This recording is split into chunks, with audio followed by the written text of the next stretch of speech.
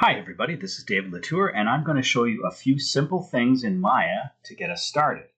I'm going to be talking about camera controls, preferences, and a couple of windows we're going to be using a lot, the outliner and the graph editor. So let's get started.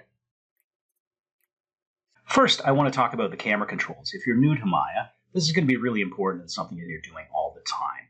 I'm going to put my thumb on the Alt button and I'm going to hold down my left mouse button, and that'll allow me to orbit around the scene. If I hold down the Alt button and the middle mouse button, it allows me to track side to side or boom, up and down. And if I hold down Alt and right mouse button, it allows me to zoom in or zoom out. Although truthfully, I'm actually dollying in and dollying out. It's not changing my focal length, it's moving the camera physically closer to my subject. I can also accomplish the same thing by using the mouse wheel and rolling forward and back to dolly my camera forward and back. Now I'm going to talk about selection. Right now I'm in select mode, and if I left mouse button click and drag, I can select objects within the scene. I'm going to stop playback here for a moment. If I select an object and I press the W key, I can now move it around the scene. It's my move manipulator. If I press the E key, it pulls up my rotate tool. And then finally, if I tap the R key, it puts me in scale mode, and I can scale an object up and down. And you can see along the side here, if I press Q, I'm in select mode. If I tap W, I'm in move mode. E, I'm in rotate mode. R, I'm in scale mode. Now when I have something selected, if I hit the F key, it focuses on that object.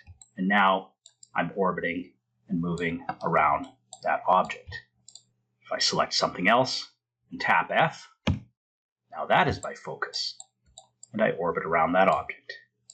If I hit the A key, all of the objects in the scene become my focus.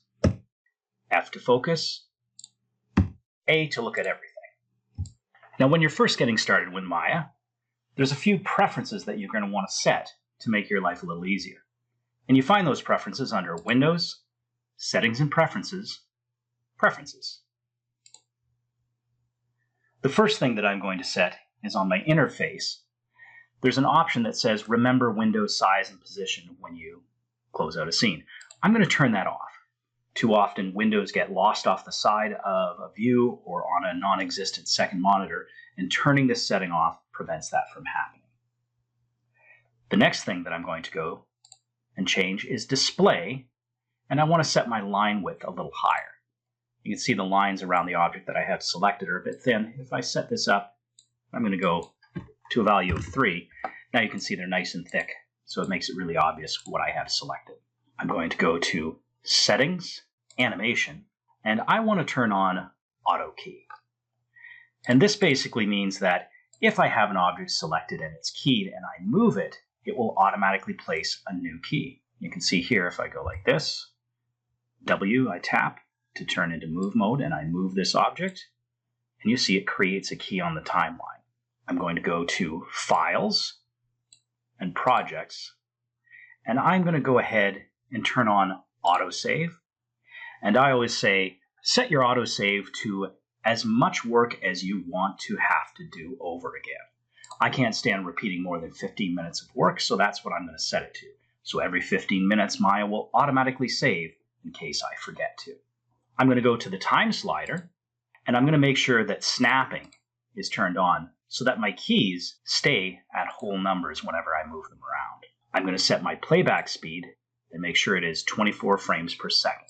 I'm going to go to undo, and I'm going to make sure that it is turned on and that I set it to infinite. So that's it for preferences. Now I'm going to show you a couple of windows that we're going to be using a lot. First of all, Window, Outliner.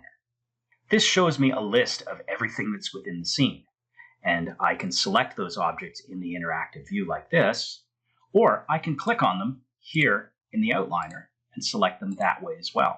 And it even allows me to select things that aren't necessarily visible. Right now, I have them turned off, the visibility, lights, and things like that, cameras. The other window I'd like to show you is Windows, Animation Editor, Graph Editor. And we're going to be using this a fair bit. With the graph window open, anything that I select, it shows me the curves of the animation of that object. I'll talk more about that in an upcoming demo. So that's it. We've talked about camera control, we've talked about setting some of our preferences, and we've gone over the outliner and the graph editor, how to find those windows. Thanks for coming.